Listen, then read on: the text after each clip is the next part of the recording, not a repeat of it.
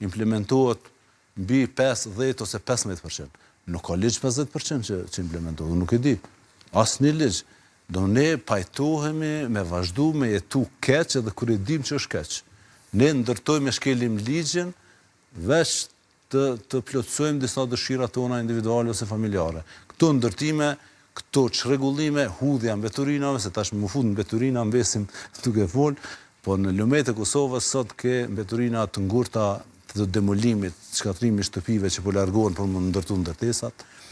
Kemi tana llojet e betoneve, tana llojet e armaturave, kemi druj, kemi gjethe, mbetje nga shtëpia, mbetje spitalore, mbetje plastike, shkoni të secila urë në këto vërshime, mund t'i grumbulloni me mia tona plastik, të hudhura nga kush, nga qielli, nuk kanë fluturuar nga qielli.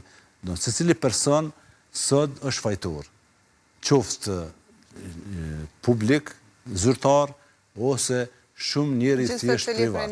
Do të thotë, nëse ne hudhim nga xhami i automjetit një plastik tuje që e pim për 2 minuta, do të thotë ne kemi ndikuar që sot dikujt ja shkatrojmë jetën dhe familjen dhe pasurinë familjare. Kjo është zinxhir, natyra është zinxhir, ekosistemi është i lidhur qark që secila hallk do të me funksionu. Në Kosovë besoj që 2 hallka janë të lidhta, një nuk është, 2 të lidhta, një nuk është, do të thonë ka shumë hallka që mungojnë. Në zinxhirin e kemi shumë vështirë ta bëjmë sepse nuk kemi mësuar me punu si grup.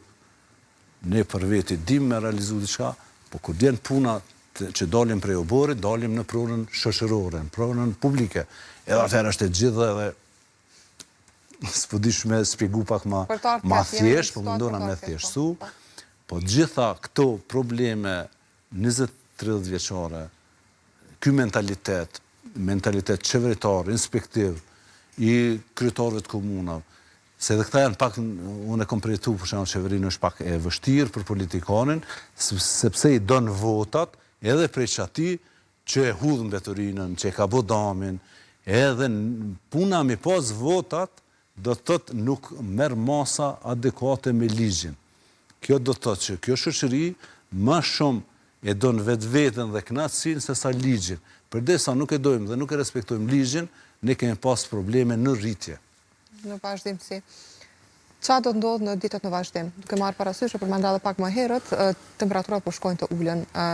Cilat janë parashikimet? Parashikimet që po i përcjellit Institutit Hidrometeorologjik janë shumë të rëndësishme, do të me falendëru institutin që ka bë paralajmërimin e hershëm. Kjo ka qenë një projekt shumë i gjatë me anglez para 10 viteve dhe ka arritur, domethënë në atë kohë kam qenë edhe unë bashkë me ta, i përgëzoj gjithë ata djem, të cilët kanë bërë një paralajmërim para 3 dite, që prej nesër priten vërshime. Atëherë njerëz të mençëm, shumë ferma i kanë largu kafshët, se kanë ditë se kemi pas shumë përpara kemi pas shumë lavdata dhe falënderime që na keni treguar me kohë, kanë largu kafshë, traktorat, pajisjet e tyre, sepse ka ditë që ka potencial Ka njerëz që nuk e kanë pa paralajmërimin, unë i pash sot në radio në Medveti u shtyshim se keni bë kryetari i Rauvesit të Shanku, mirë po kërkush nuk e thirr kryetarin në telefon. Duhet kryetari ka departamentin e emergjencave, që përcjell agjencinë e emergjencave, që përcjell Institutin Meteorologjik, se kur tash është vrotë dhe është roshi, ose do me rabor, do të me përcjell institucionin adekuat. Ne do të më mësu që do të mi besu profesionalistëve. Pa marrë parasysh çfarë gjendje janë, ata janë më të mirë se ne. Do të thotë instituti ka bërë punën e vet në mënyrë të shkëlqyer, ka dalë me harta të vërshimeve të mëhershme, që sot mundën me na ndihmu me ndërtu çat planin. Unë jam duke përcjell gjendjen në bazë Institutit Hidrometeorologjik, në qoftë se temperaturat rrinë minus, po tishin minus, sot do kishim gjysmë metre ose 1 metër bor, nuk kishim pas vërshime. Në qoftë se rrinë minus, është shumë më mirë. Janë negative, po në këtë rast janë pozitive, edhe ngricat edhe bora shkrihet me ngadalë, largohet ky ujë, ky është potencial për Shkodrën tash atje drejt një bardh ku shkarkohet. Mirë po, në qoftë se vazhdon rreshjet bore, edhe ndalimi i tyre ose një çrregullim rami më e rrallë, do të thotë ka përdihet ky ujë, sepse ai veç e boni rrugën do të ujë.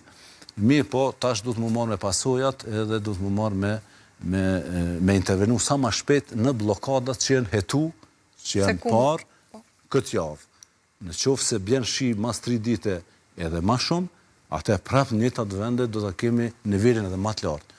Që i bje, që Skënderaj që për pak shpëtoj disa pjesë, ose Mitrovica që i pam ato lumejt e frymë në maksimum, ndoshta do të dalin jashtë shtratit, po do të me këqyrë ku është blokada, a ka ndonjë blokadë të pastrohet, sepse e kom pa dhe dëshiroj të falenderoj gjitha kompanitë private që gjithë potencialin bagerat e kanë ofru me paret veta, me ek bërlog, me ek mbetje, ajo është geniale, po kjo nuk ndodhë në shtetet e Perëndimit. Sepse janë ato agjensitë speciale, po Agjencia e Kosovës për emergjenca dhe gjitha institucionet tjera unë një sa kanë kapacitet. Kanë zemër, po kapacitetin kanë të vogël, për arsye se nuk përkrahen. Në fatkeqësi tjetër, që po na lidh një farë forme si zinxhir. Çfarë e përmendet gjatë bisedës më herët, gjithashtu dëmet, të cilat janë në vlerë shumë të madhe monetare, për të cilën asnjë qeveri nuk besoj që do të ketë mundësi të imbuloj. Më falë edhe ne për shka thëse? Dëmet materiale. E që është një